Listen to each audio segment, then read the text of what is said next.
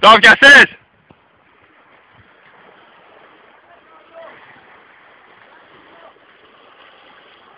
Μόλις ψάρεψε βασικά ο Τάσος ένα χταποδάκι.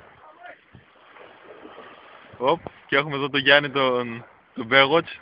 Πάνω να σώσει το ψάρι. Το χταπόδι.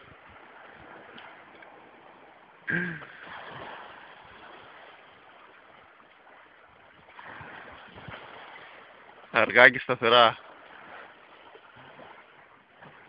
Άντε μια ώρα. Τον ακολουθάει από πίσω ένας καρχαρίας όμως. Πήγαινε, σκόθηκε κιόλας.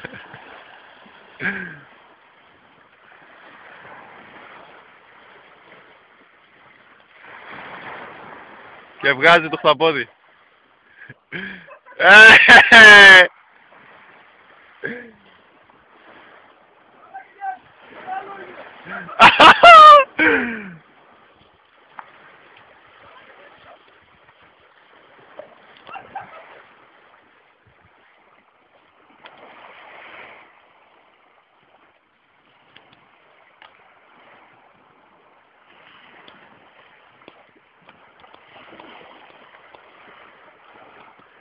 Αυτά είναι. Βγήκε το χταποδάκι.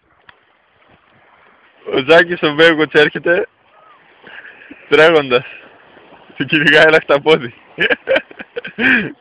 Του κυνηγάει του καβούρι.